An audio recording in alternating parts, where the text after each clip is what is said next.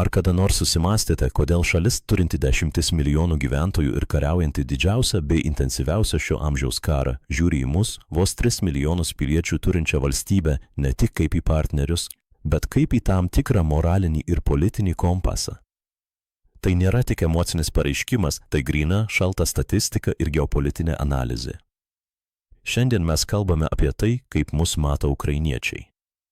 Mes esame pratę save nuvertinti, tačiau Ukrainos visuomenėje Lietuva šiandien yra tapusi absoliučios, besąlygiškos paramos simboliu, kurio reikšmė peržengia įprastos diplomatijos ribas. Šokiruojantis faktas, kurio dažnai neįvertiname mes patys, bet kurį puikiai žino Kyjivo analitikai, proporcingai skaičiuojant nuo bendrojo vidaus produkto, Lietuva pirmaisiais invazijos mėnesiais suteikė Ukrainai daugiau karinės paramos nei tokios milžinės kaip Vokietija ar Prancūzija kartu sudėjus. Kai didžiosios Europos sostinės dar tik svarstė, ar ginklų siuntimas neeskaluos konflikto, mes jau buvome išsiuntę Stinger raketas, kurios pasitiko priešo sraigtasparnius prie Gosto melio. Šis faktas Ukrainoje suformavo įvaizdį, kad Lietuva yra ne šiaip sąjungininkė, o valstybė, kuri mato ateitį aiškiau nei kiti. Pasilikite iki šios analizės pabaigos, nes mes pažvelgsime į tai, kodėl ukrainiečiai mumis žavisi labiau nei mes patys savimi ir kodėl jų akyse mes esame tas idealus vakarietiškos sėkmės pavyzdys, kurį jie svajoja atkartoti savo šalyje. Norint suprasti dabartinį Ukrainos visuomenės požiūrį į mus, privalome atsigręžti į tai, kaip jie mus suvokė anksčiau. Iki 2014-ųjų, o tam tikra prasme ir iki 2022-ųjų, vidutiniam ukrainiečiui Lietuva buvo tiesiog viena iš Baltijos šalių, tvarkinga kiek vėsoka, turinti gražius pajūrio kurortus ir suprantama bendrą sovietinę praeitį, tačiau jau seniai nužygiavusi į vakarus. Tai buvo šalis, kurioje viskas veikia, bet ji neatrodė kaip gyvybiškai svarbus egzistencinis partneris. Šiandien situacija pasikeitė iš esmės. Lietuviui tai gali skambėti keistai, bet mes jiems tapome vyresniuoju broliu Europinės integracijos kelyje.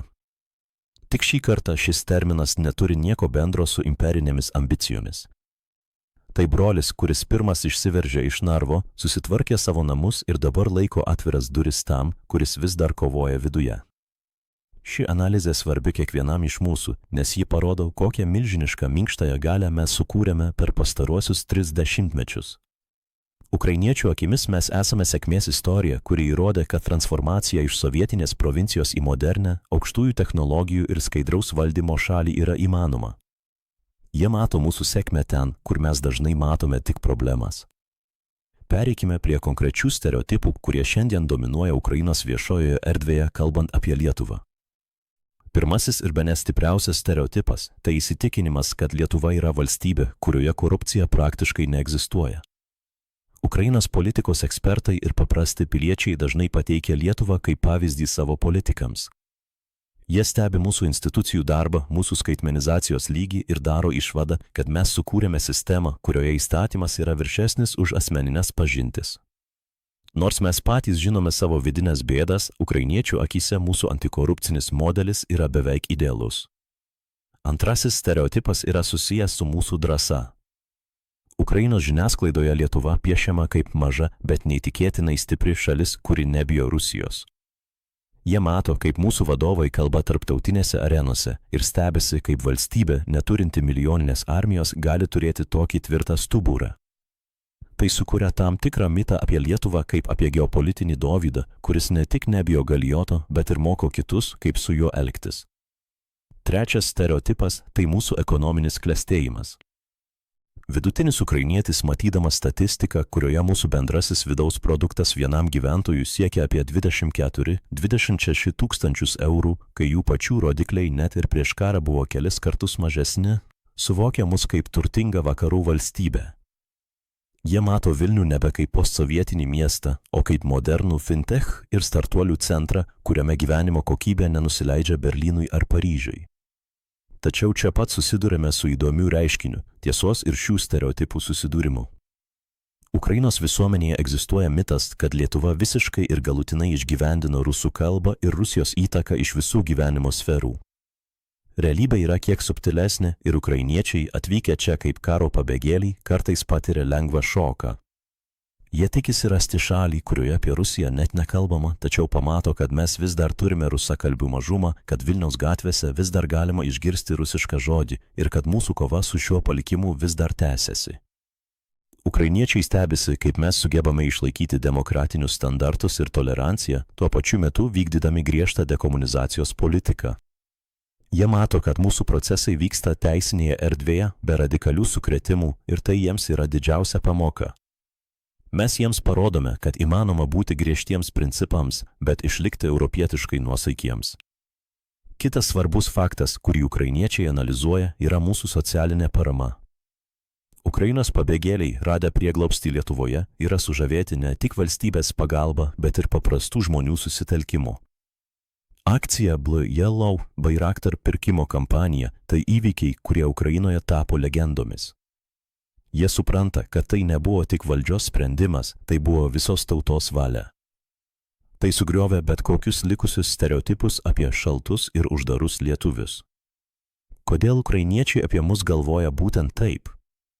Priežastis slypi jų pačių istorinėje traumoje ir vėluojančioje transformacijoje.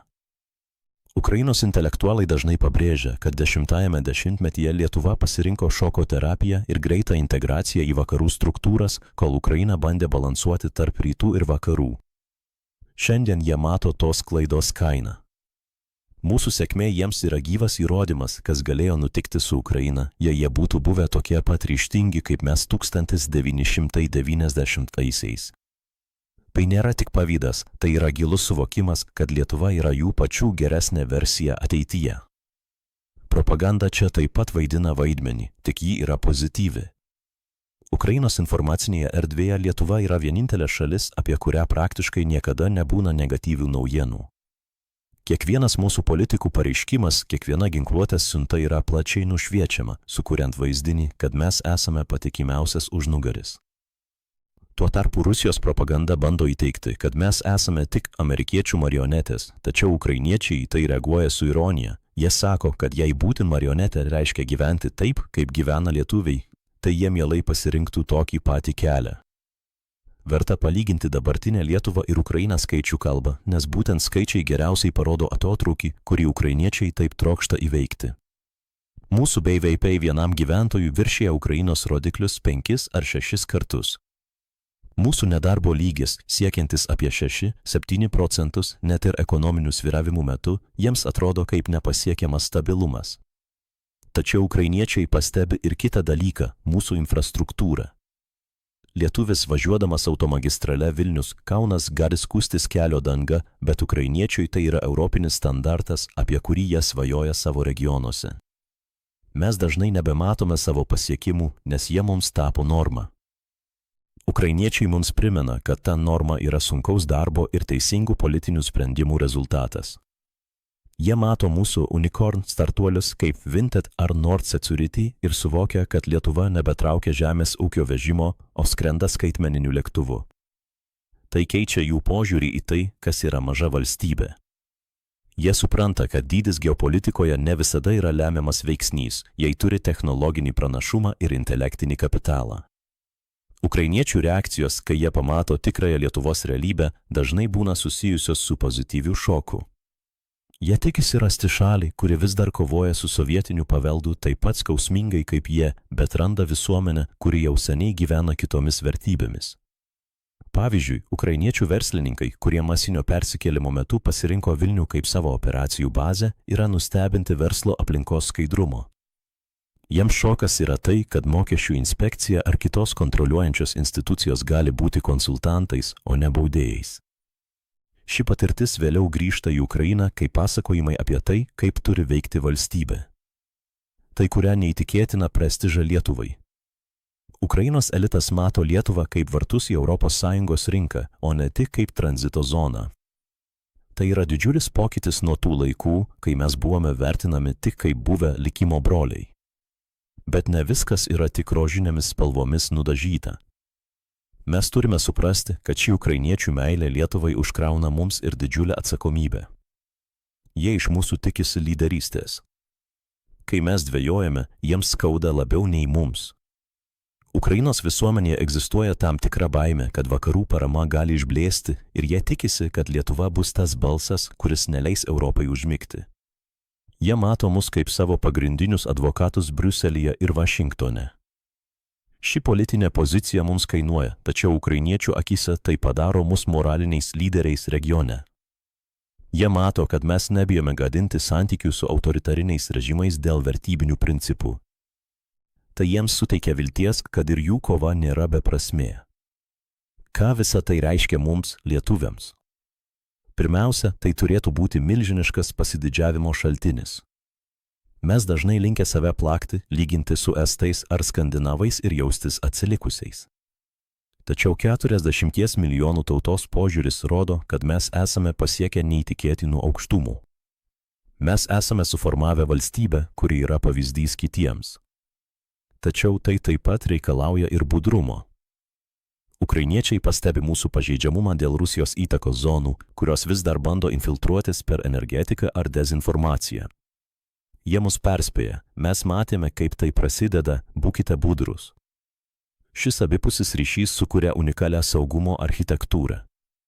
Mes mokome juos, kaip integruotis į Europą, o jie moko mus, kaip išgyventi ir kovoti.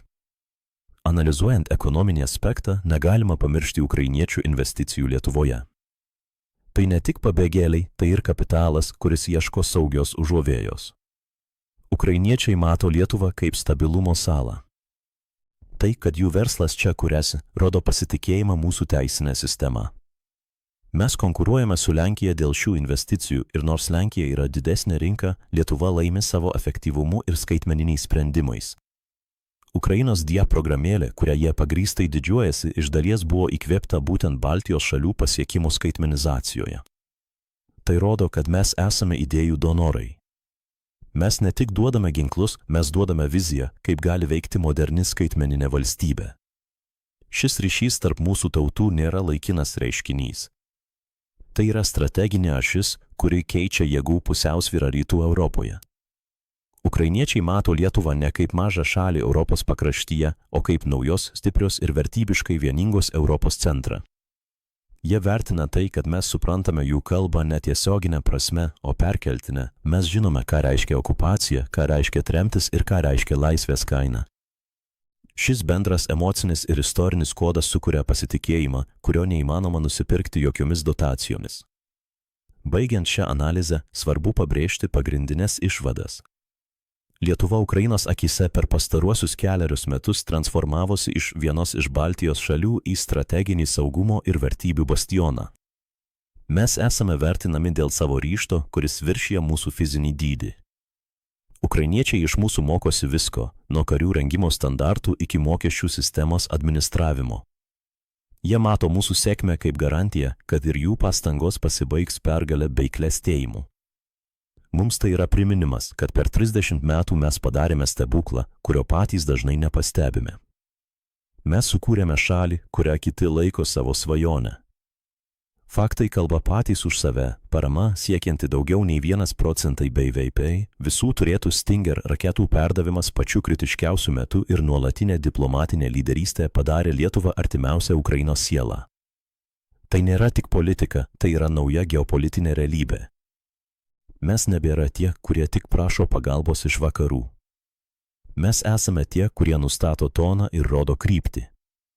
Ir ukrainiečiai yra tie, kurie tai vertina labiausiai. Jų pasitikėjimas mumis yra mūsų didžiausias turtas, bet ir didžiausias iššūkis – likti tais, kuriais jie žavisi. Mes privalome išlaikyti tą standartą, nes dabar mes esame pavyzdys ne tik savo, bet ir tautai, kuri kovoja už visos Europos laisvę.